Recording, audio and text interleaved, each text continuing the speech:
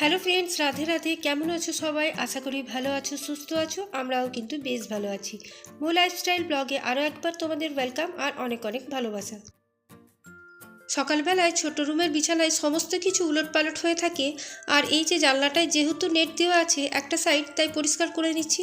আগে জানো তো এই জানলাগুলো খুলতেই পারতাম না, যেহেতু এদিকে অনেক বড় বড় গাছ ছিল। আর এখন উঠানটা পুরো পরিষ্কার করে দিয়েছি বলে এখন বেশ জানলাগুলো সারাদিন খুলতে পারি আর তোমার পরিষ্কার পরিচ্ছন্নও থাকে।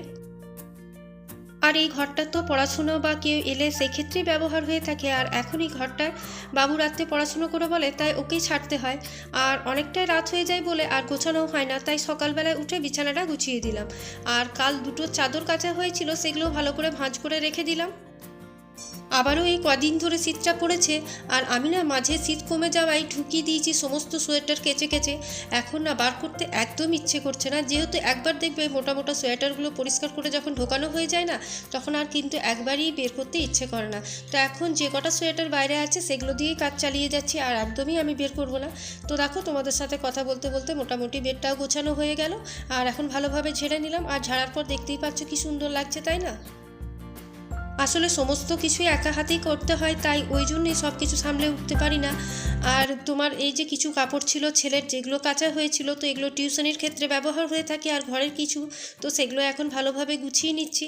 আর তারপর বারান্দাতে কালকের কাঁচা কিছু কাপড় আছে, সেগুলো রোদে দিয়ে দেবো। তো এখন দেখো, যে কাপড়গুলো রোদে দেওয়া সেগুলো এখন রোদে দিয়ে দিচ্ছি। শুকিয়ে গেছে, তবুও একবার রোদে দিয়ে দিলাম।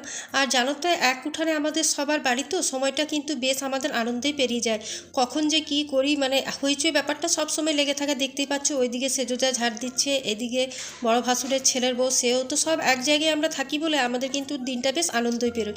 মানে একটু কাজ করলাম, আবার এসে উঠানে বসলাম, আবার কাজ করলাম, উঠানে বসলাম, তারপর তো নাতি সাহেব আছে, তাকে নিয়ে খেলা, এসব হয়েই থাকে আর কিছু না। তো এক উঠোনে সবাই থাকলে কিন্তু বেশ মজাই হয়। আর হয়তো আমাদের একসাথে খাওয়া দাওয়াটা নয়, কিন্তু ওই যে এক উঠানে থাকি আমরা, সবাই কিন্তু মিলেমিশেই থাকি। যে ভালো মন্দ করে সেই তাদের ছেলে মেয়েদেরকে দেওয়া হয়। তারপর ওই তো তোমাদেরকে তো মাঝে মাঝে দেখিয়েছি আমরা পিকনিক করে থাকি। আর এখন দেখো এইদিকে চলে এলাম ডাইনিং টেবিলটা পরিষ্কার করতে। তো রাত্রে যেটুকু জিনিসপত্র জমে থাকে সেগুলো সকালে উঠে আমি আবার ক্লিন করি। রাত্রে এমনিতে একবার মোছা হয়ই, কিন্তু ওই সকালবেলায় উঠে আরেকবার ক্লিন করতে হয়, যেহেতু ধুলোবালি এগুলো তো পড়েই থাকে। তো তাই এখন দেখো একটা ভিজে ন্যাকড়া দিয়ে ভালোভাবে ডাইনিং টেবিলটাকে পরিষ্কার করে নিচ্ছি।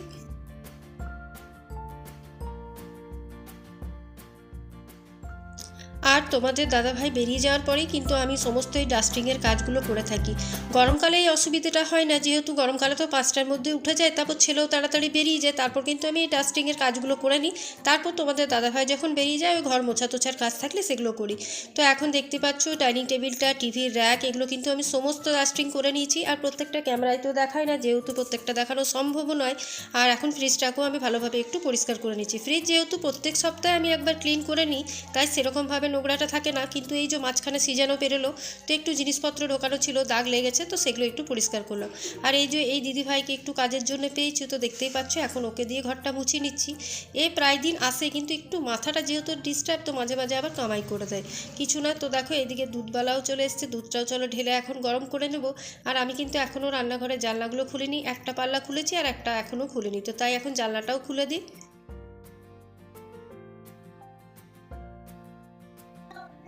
একটা কথা কি জানো তো, যখন আমার বিয়ে হয়ে আসি না, তখন কিন্তু এখানে কোনো গ্যাস বা কিছু এসব ছিল না। আমার বাবা কিন্তু ভালো ছেলে দেখে বিয়ে দিয়েছিল, বিশাল বড় লোক বা বিশাল কিছু দেখে বিয়ে দেয়নি। যেহেতু সৎ ছেলে, সেই হিসাবেই আমার বাবা বিয়ে দিয়েছিল। আর তখন তো সবাই একসাথে থাকতাম। আর তখনটা মানে আজ থেকে 18 বছর আগে সেরকমভাবে তোমার উন্নতও ছিল না জিনিসপত্র। তো যাই হোক, গ্যাস হয়তো যাদের বাড়িতে ছিল, কিন্তু আমি যেহেতু দুটো যা আমরা একসাথে থাকতাম, তখন ছোট গ্যাস ছিল, বড় গ্যাস ছিল না, একসাথেই রান্না বান্না হতো। তো উনুনেই হতো, কিন্তু এগুলো অ্যাডজাস্ট করতাম। তো এখন তো সবই নিজের নিজের হয়ে গেছে। আজ 10 বছর ধরে আমরা আলাদা আলাদা করেই সবাই খাচ্ছি, যেহেতু সবার ছেলে মেয়ে বড় হয়েছে, পড়াশুনোর ক্ষেত্রে এসব ক্ষেত্রে আমাদেরকে আলাদা হতেই হয়েছে। আর সেই জন্য এখন যে বলবে যে বিশাল খরচ বা কিছু করে থাকি, সেটাও নয়। একটু বুদ্ধি করে সব কিছু চালাই, তাই আমার বলতে পারো অল্প আয়ের মধ্যেও কিন্তু আমি আমার ঘরের যেটুকু জিনিসপত্র দরকার আমি সব কিছুই করেছি। ঈশ্বরের কৃপায় বলতে গেলে আমার ঘরে কোনো জিনিসের অভাব নেই, যেটুকু দরকার সবই আছে। বাড়ি হয়তো খুব বিশাল বড় তোমার রাজপ্রাসাদ নয়, কিন্তু ছোটোটাই আমার কাছে অনেক। তো দেখতেই পাও তোমরা প্রত্যেক দিন ভিডিওতে যে আমার বাড়ি খুব বিশাল সেও নয়, যেটুকু আছে আমার কাছে অনেক। বাড়িতে যেটুকু ফার্নিচার দরকার সবই আছে। আর মোটামুটি আমাদের যা জমি জমা আছে তাতে আমাদের ছেলের বলো যাই বলো, যার ছেলে মেয়ে যা আছে তার জন্য কিন্তু যথেষ্ট। তো আমার কাছে মনে হয় যদি আমরা বুদ্ধি করে মানে সব কিছু চালাতে পারি না, তো একটা মেয়ে দেখবে একটা মানে ছোট্ট কুঁড়ে ঘরকেও কিন্তু বিশাল বড় করে নিতে পারে। আর বুদ্ধি যদি তোমরা না লাগাও তাহলে কিন্তু কোনো দিনই কিছুতেই উন্নতি করতে পারবে না। তো দেখো এর দিকে আমি তোমাদের সাথে কথা বলতে বলতে তরকারিগুলো কেটে ফেলেছি আর স্নানটাও সেরে নিয়েছি। আর কিছু কাপড় ছিল যেগুলো কাচলাম, সেগুলো তো দেখতেই পেলে, তো সেগুলো রোদে আবার দিয়ে এলাম। আর আজকে রান্নার মধ্যে আজকে জানো তো অনেক দিন ধরে তোমার মাছের মাথাটা রাখা ছিল ফ্রিজে, তো মাছের মাথা দিয়ে বাঁধাকপি করেছিলাম। আর এদিকে কালকে কিছু গোলদারি জিনিস আনা হয়েছে যেগুলো রিফিল করা হয়নি, আর কিছু হয়েছে তো তেল দুটো রিফিল করে নিয়েছি, চিনিটা করেছি। তো চালটা তোমার ঢালা হয়নি, তো এখন চালটাকেও ঢেলে নিচ্ছি। আর আমার এই কন্টেনারের মধ্যে যতটা চাল আটকায় ততটাই কিন্তু আমি এনে থাকি। আমি তো বলেইছি মাসে দুবার কিন্তু আমি বাজার করে থাকি মুদিখানা, 15 দিন যেটুকু জিনিস আমার আবার 15 দিন পর দরকার হয় তখন কিন্তু আমি সেটা আনাই, তার আগে কিন্তু আমি আনাই না। তো আমি দেখেছি বেশ কম খরচের মধ্যেই কিন্তু হয়ে যায়। আর এখন এদিকে রান্নাটাও চাপিয়ে দিয়েছি, আর স্নান করে ঠাকুর পুজোটাও করে নিয়েছিলাম। তো এদিকে আজকে ওই যে বললাম বিশেষ কিছু রান্না তো করিনি। তো এইদিকে দেখো আলু করলা ভাজা ভেজে নিচ্ছি। আর এদিকে ইঁচড় তো এখন তোমরা প্রায় দিনই দেখতে পাবে। আমার যেটা খেতে ইচ্ছা করে না সেটা তোমরা প্রায় দিনই কিন্তু আমার ভিডিওতে দেখতে পাবে। সজনে ফুল ডাঁটা, তারপর তোমার এই যে ইঁচড়। তো এই যে ইঁচড়ের মশলাটা এখন একটু ভালো করে কষিয়ে নিলাম, তারপর এখন ইঁচড়টা দিয়ে দিলাম। আর এখানে দোকানে ইঁচড়ের যেটা পাওয়া যাচ্ছে না, খুব সুন্দর সিদ্ধ হচ্ছে জানো তো, খেতেও বেশ টেস্টি লাগছে। তো আজকে সজনে ফুলটাও ছিল, তো আর সজনে ফুলটা করিনি, ওই যে বললাম মাছের মাথাটা আছে বলে আজকে বাঁধাকপিটাই করব। তো মাছের মাথা দিয়ে বাঁধাকপি করেছিলাম। আর ওই কিছু জিনিস বললাম কালকে আনা হয়েছে, কিছু তোমার রিফিল করেছি, কিছু করিনি। তো এই যে এখন তোমার পোস্তটাও ঢেলে নেবো। আর পাঁচফোড়নটা শেষ হয়ে গেছে, তো এই দুটো এখন ঢেলে নিচ্ছি। আর যে পাঁচফোড়নটা আমি ইউজ করে থাকি না, এই পাঁচফোড়নটার মধ্যে তোমার জানো তো সব কিছু দেওয়া আছে, রাঁধুনি জিরে, তারপর সাহা জিরে, এগুলো ছোটো ছোটো অনেক কিছু দেওয়া আছে। আর এই ফোড়নটা কিন্তু আমার ভীষণ ভালো লাগে। শুধু পাঁচফোড়নে দেখবে অনেক সময় মেথি, কালো জিরে আর মৌরি থাকে, আর কিছু থাকে না। আর এটার মধ্যে কিন্তু সমস্ত কিছু আছে। তোমরা যদি এটার থেকেই শুক্তোর মশলা বানাতে চাও তো এটা ভেজে তারপর তোমরা গুঁড়ো করে শুক্তোতে ব্যবহার করতে পারো।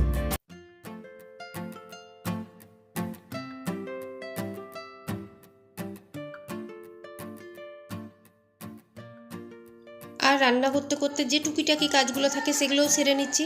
তো এই যে কিছু কন্টেনার এখন খালি হয়ে গেছে, তো সেগুলোকে এখন ধুয়ে মেজে ভালো করে রোদে শুকোতে দিয়ে দেবো।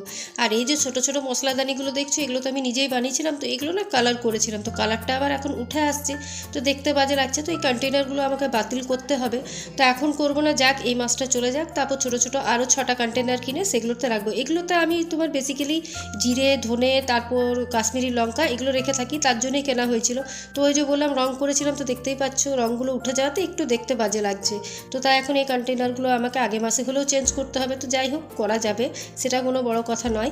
আর এখন দেখো এখানে আমি রোদে, এই যে বললামই বারান্দার মধ্যে একটুখানি আমার রোদ আসে, তো এখানে রেখে দিলে সারাদিন তোমার এগুলো কিন্তু শুকিয়ে যাবে। আর এই দুটো ঝুড়িও ছিল, অনেক দিন ধরে তোমার পরিষ্কার করা হচ্ছিল না, সবজি কাটা হয়, তারপর মাঝে মাঝে ওই তোমার যে মানে ন্যাকড়াগুলো থাকে ডাস্টিংয়ে সেগুলোও ভেজানো হয়, সেক্ষেত্রে এই ঝুড়িগুলো ব্যবহার হয়ে থাকে।